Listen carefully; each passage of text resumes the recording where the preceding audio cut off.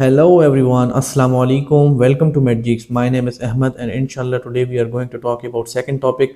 पिछले लेक्चर के अंदर हमने जो है वो फार्माकोलॉजी की डेफिनेशन एंड देन हमने जो उसकी टाइप्स थी फार्माकोकाइनेटिक्स एंड डायनेमिक्स उसके बारे में ब्रीफ सा इंट्रोडक्शन पढ़ा था और उसके बाद हमने ड्रग के बारे में पढ़ा था और उसकी जो डिफरेंट रूट्स हैं उसके बारे में हमने डिटेल में पढ़ा था। आज हम इंशाल्लाह जो है वो फार्माकोकाइनेटिक्स को डिटेल में पढ़ेंगे। तो फार्माकोकाइनेटिक्स के मैंने आपको बताया था कि इसका जो है ना what body does to drug, कि जो बॉडी ड्रग के साथ जो करती है हम इस फार्माकोकाइनेटिक्स में वो पढ़ते हैं। और मैंने आपको ये भी बताया था कि हम इसको स्टडी ऑफ ADME भी बोलते हैं, स्टडी ऑफ ADME।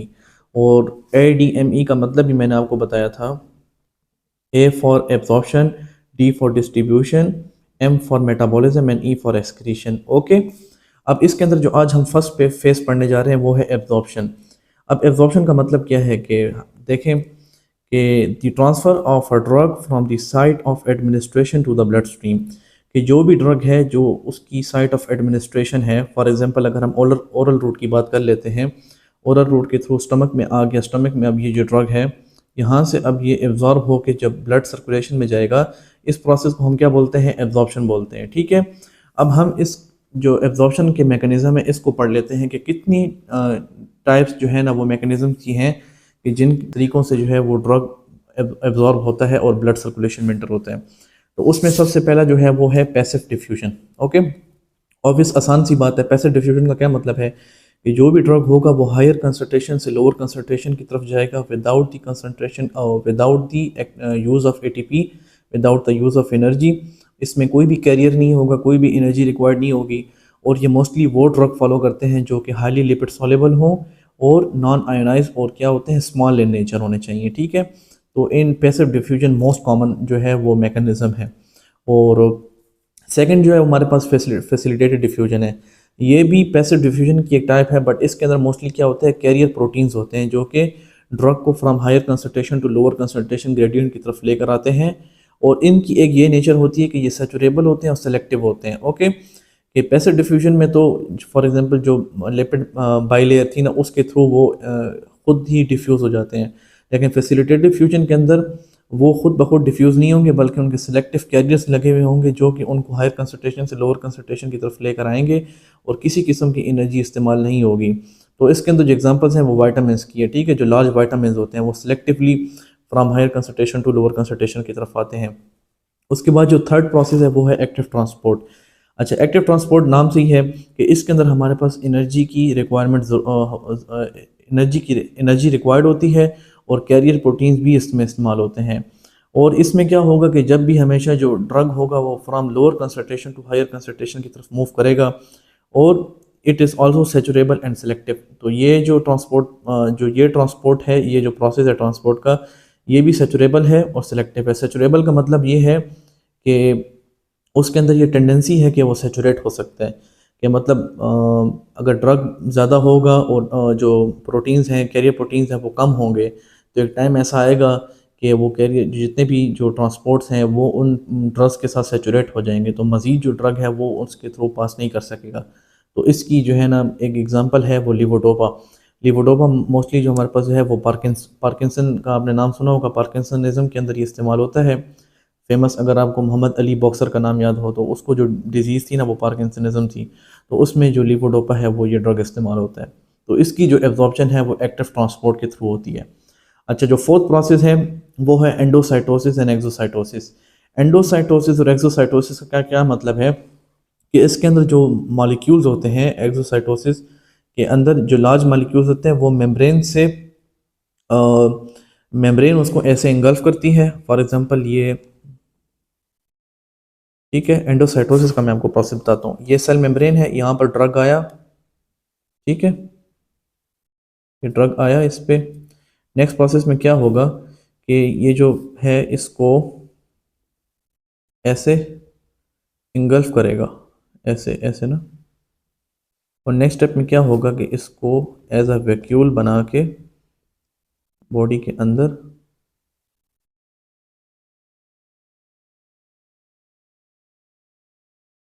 ये ड्रग बॉडी के सेल के अंदर आ गया, ठीक है। तो इस प्रोसेस को हम क्या बोलते हैं, एंडोसाइटोसिस बोलते हैं। आपने पहले पढ़ा भी होगा फिजियोलॉजी में। तो एंडोसाइटोसिस में क्या होता है कि जो ड्रग जो है वो सेल मेम्ब्रेन उसको एंगल्फ करेगी। मोस्टली जो लार्ज मॉलिक्यूल्स होते हैं वो इस प्रोसेस के थ्रू सेल के अंदर आते हैं, और ये मोस्ट रेयर मैकेनिज्म है। और जो लार्ज मॉलिक्यूल्स होते हैं ना, फॉर एग्जांपल विटामिन B12 हो गया, ठीक है, तो ये इस प्रोसेस को फॉलो करते हैं। अच्छा, जो नेक्स्ट हमारे पास है वो है factors affecting the rate of absorption, कि ऐसे कौन कौन से फैक्टर्स हैं जो कि एब्जॉर्प्शन को इफ़ेक्ट करते हैं, कि जो भी ड्रग जो है वो from the site of administration blood stream में एंटर हो रहा है, तो इस दौरान ऐसे कौन कौन से फैक्टर्स होंगे जो कि इस प्रोसेस को इफ़ेक्ट करते हैं, तो अभी हम वो पढ़ेंगे। तो उसमें सबसे जो नंबर वन है वो है लिपिड सॉल्युबिलिटी।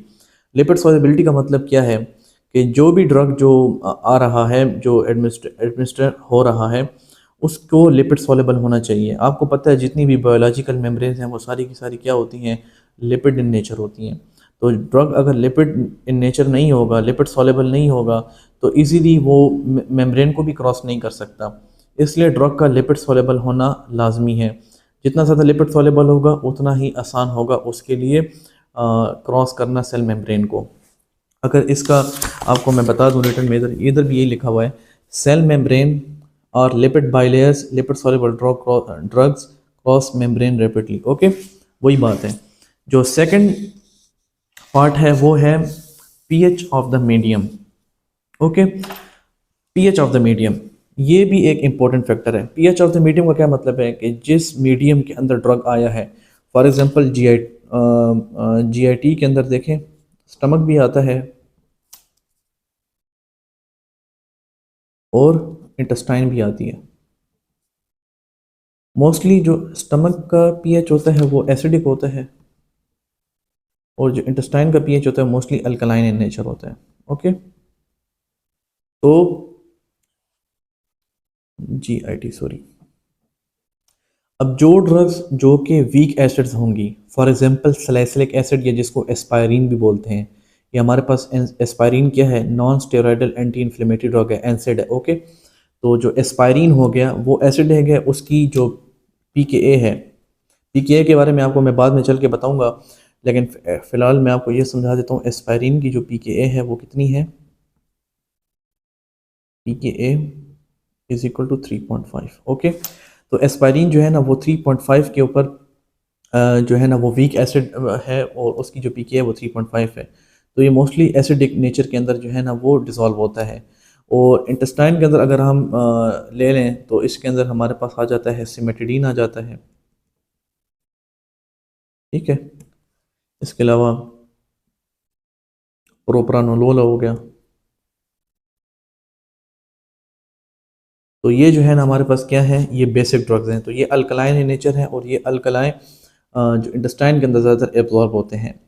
आपने पढ़ा होगा लाइक डिसॉल्व लाइक, तो जो एसिडिक मीडियम होगा उसके अंदर जो एसिडिक ड्रग आएगा तो वो हाईली लिपिड सॉल्युबल होगा, और जो है ना वो सेल मेम्ब्रेन को क्रॉस कर लेगा। और जो बेसिक ड्रग्स होंगे वो बेसिक मीडियम में जब आएंगे तो मोस्टली लिपिड सॉल्युबल होंगे, और जो है ना नॉन आयोनाइज फॉर्म में होंगे।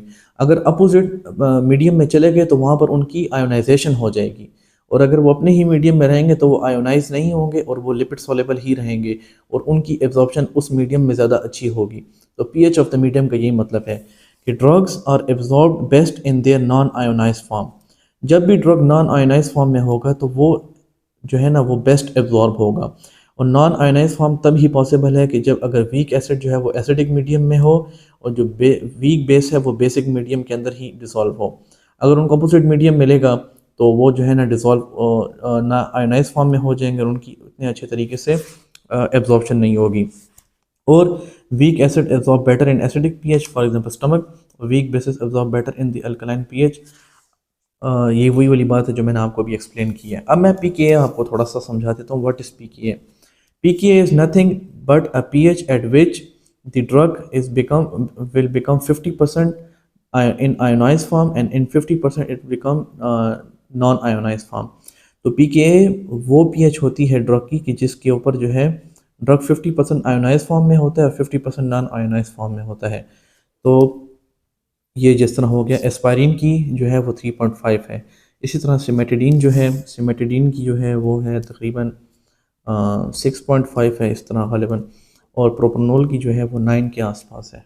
इक्वल टू लगा देते हैं, ठीक है। तो ये वो पीएच होती है कि जिसके ऊपर वो 50% जो है वो आयोनाइज फॉर्म में और 50% नॉन आयोनाइज फॉर्म में होते हैं। इसकी इतनी ज़्यादा इंपॉर्टेंस नहीं है, बट ये आपको याद रखना है कि जो वीक एसिड है वो एसिडिक मीडियम में मोस्टली लिपिड सॉल्युबल होंगे, नॉन आयोनाइज फॉर्म में होंगे, और जो वीक बेसिस हैं वो अल्कलाइन पीएच में अच्छी तरीके से उनकी एब्जॉर्प्शन होगी। जो थर्ड फैक्टर है वो हमारे पास है blood flow to the absorption side. अब लाजमी सी बात है कि जो एब्जॉर्प्शन है उसका मतलब ही यही है कि from the site of administration the drug enter into the blood circulation. तो जिस ऑर्गन के अंदर ब्लड सर्कुलेशन ज़्यादा होगी, जो ब्लड फ्लो ज़्यादा होगा, तो वहाँ पर उसकी एब्जॉर्प्शन भी ज़्यादा होगी। तो जो ऑर्गन्स हैं जहाँ पर जो ब्लड सर्कुलेशन होती है वो रिच होती है, तो वहाँ पर उनकी एब्जॉर्प्शन भी ज़्यादा होगी। फॉर एग्ज़ाम्पल जो इंटेस्टाइन होती है, इंटेस्टिनल एपिथेलियम, इसके अंदर विलायस होते हैं, और विलायस के अंदर जो है ना वेरी लार्ज सरफेस एरिया होता है। उसकी वजह से जो ब्लड सर्कुलेशन होती है, ब्लड फ्लो वहाँ पर बहुत ज़्यादा होता है, और उस वजह से एब्जॉर्प्शन भी ज़्यादा होती है।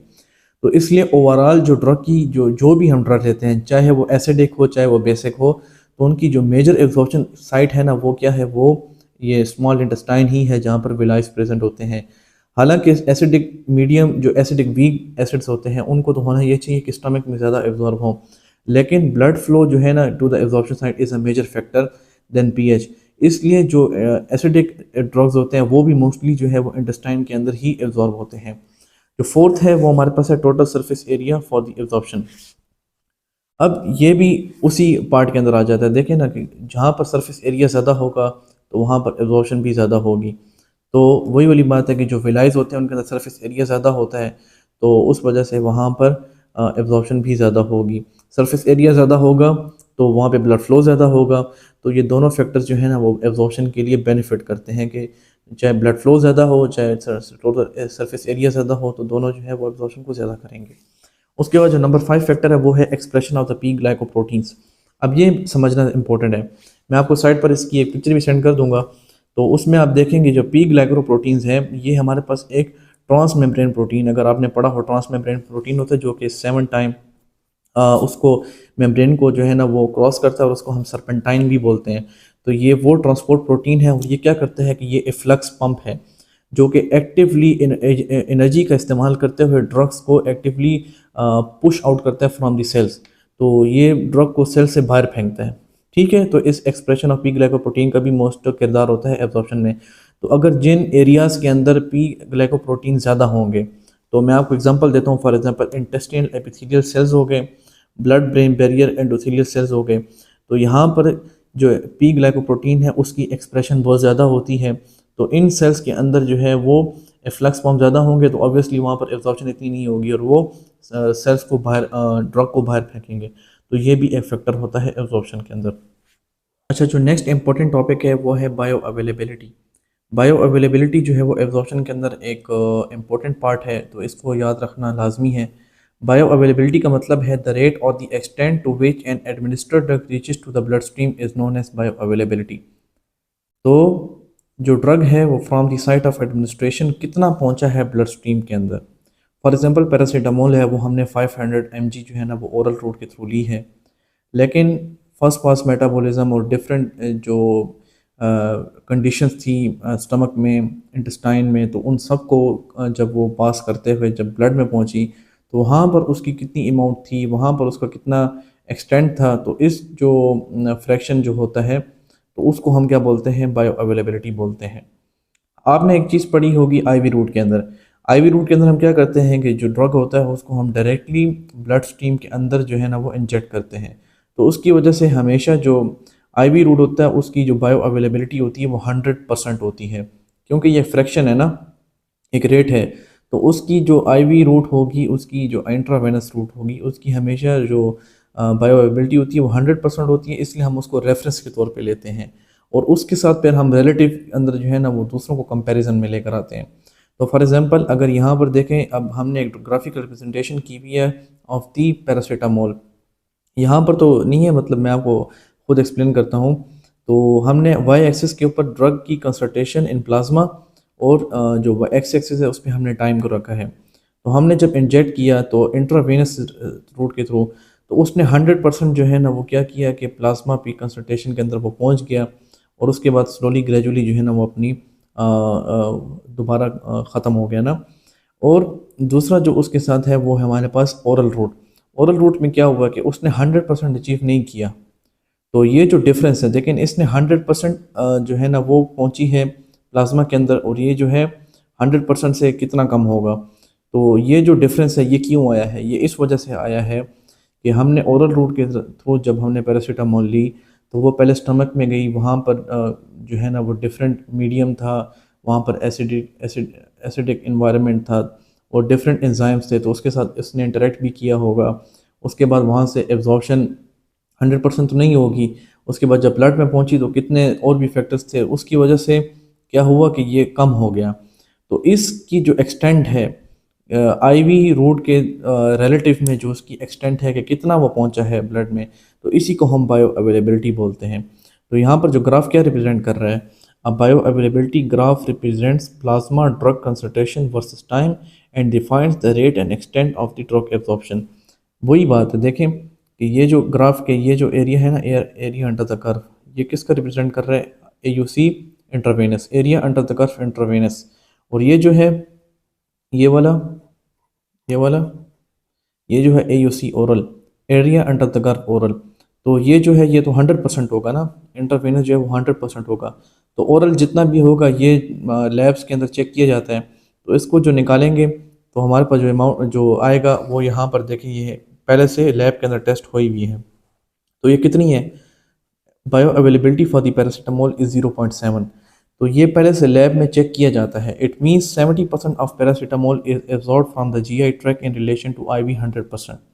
बायो अवेलेबिलिटी इसलिए हम चेक करते हैं कि अगर हम जितनी सेम अमाउंट ऑफ ड्रग अगर IV के थ्रू दें, वो 100% अगर उसको मान के चलें, तो उसका 70% जो है ना वो ओरल के थ्रू जो है ना वो एब्जॉर्ब होगा, और 30% जो है ना वो क्लियर हो जाएगा फर्स्ट पास मेटाबॉलिज्म में। तो ये 70% उसकी बायो अवेलेबिलिटी है 0.7। तो इसकी इम्पोर्टेंस क्या है, इसकी इम्पोर्टेंस ये है कि हमें बायो अवेलेबिलिटी से किसी ड्रग के बारे में ये पता चलता है कि ये ड्रग हमें ओरली देना चाहिए कि नहीं देना चाहिए, या इसको हम IM के थ्रू दें कि ना दें। अगर लेट्स सपोज कि किसी की एक्सटेंसिव फर्स्ट पास मेटाबॉलिज्म है, फॉर एग्जांपल के तौर नाइट्रोग्लाइसरीन, नाइट्रोग्लाइसरीन जो है ये यहाँ पर ये देखें, ये 90% जो है ना, 90 to 95% जो है ना वो एक्सटेंसिव फर्स्ट पास मेटाबॉलिज्म की वजह से डिस्ट्रॉय हो जाती है। ओनली 2 to 5% जो है ना वो ब्लड सर्कुलेशन में रीच करती है अगर हम इसको ओरल रूट के थ्रू देते हैं। तो इसलिए नाइट्रोग्लिसरीन को हम ओरल रूट के थ्रू नहीं देते, जबकि हम इसको सबलिंगुअल रूट के थ्रू देते हैं। तो इसी तरह हम ड्रग्स के बारे में देखते हैं कि आया कि हमें इस रूट के थ्रू देना चाहिए कि नहीं देना चाहिए। तो अगर अगर उसकी फर्स्ट पास मेटाबॉलिज्म ज़्यादा होगी, तो हम उसको फिर जो है ना वो उस ओरल रूट के थ्रू नहीं देंगे, हम उसको IV के थ्रू देंगे। तो अभी आगे वही फैक्टर्स आ रहे हैं, हम उन्हीं फैक्टर्स में पढ़ते हैं कि कौन कौन से ऐसे फैक्टर्स हैं जो कि बायो अवेलेबिलिटी को अफेक्ट करते हैं। तो उसमें फर्स्ट ऑफ ऑल वही फर्स्ट पास मेटाबॉलिज्म आ गया। देखिए, metabolism of a drug in the intestinal wall and liver before it reaches systemic circulation reduces the bio availability. तो इंटेस्टिनल वॉल के अंदर और लिवर के अंदर जो क्या होता है कि फर्स्ट पास मेटाबॉलिज्म जब हो जाती है, तो उसकी वजह से क्या होगा कि उसकी बायो अवेलेबिलिटी रिड्यूस हो जाएगी। तो एग्जांपल्स के तौर पे जो प्रोप्रानोलोल हो गया, पैरासीटामोल हो गया, नाइट्रोग्लिसरीन हो गया, तो इनकी जो फर्स्ट पास मेटाबॉलिज्म है ना वो ज़्यादा होती है। फिर दूसरा हमारे पास जो है वो फैक्टर है solubility of the drug. Solubility of the drug का क्या मतलब है कि ड्रग अगर हाईली वाटर सॉलेबल है, तो उसकी वजह से क्या होगा कि वो जो है ना वो सेल मेम्ब्रेन को क्रॉस नहीं कर सकेगा, क्योंकि वो आयोनाइज फॉर्म में होगा। तो जब वो आयोनाइज फॉर्म में होगा, मैं आपको यहाँ पर बता देता हूँ, water soluble drugs, water soluble जो होंगे वो आयोनाइज फॉर्म में हो जाएंगे।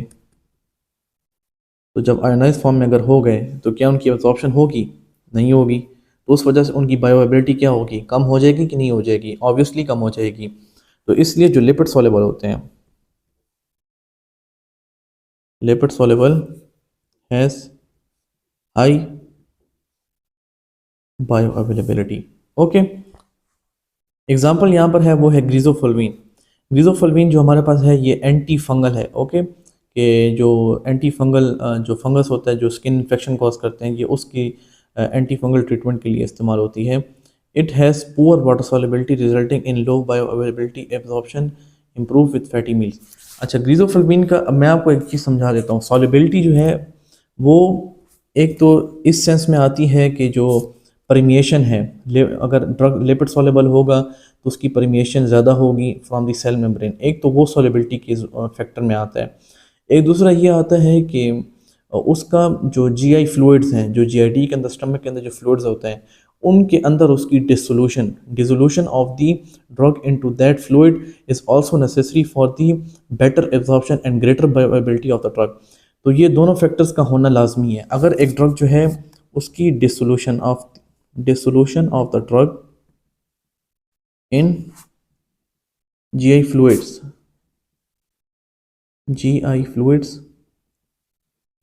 और दूसरा फैक्टर क्या है, वो है परमिएशन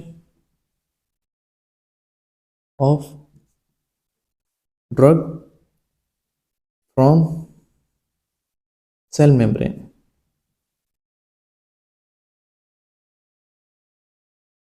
तो ये दोनों चीज़ें एक ड्रग के लिए होना ज़रूरी है कि उसका जो जीआई के अंदर फ्लूइड्स हैं, जो डिफरेंट एसिड्स हैं और बाइल्स हैं, उनके अंदर उसका डिज़ोल्व होना भी लाजमी है, और फिर उसके बाद डिज़ोल्व हो के उसका सेल मेम्ब्रेन के थ्रू परमिएट करना और एंटर इनटू ब्लड स्ट्रीम होना वो भी लाजमी है।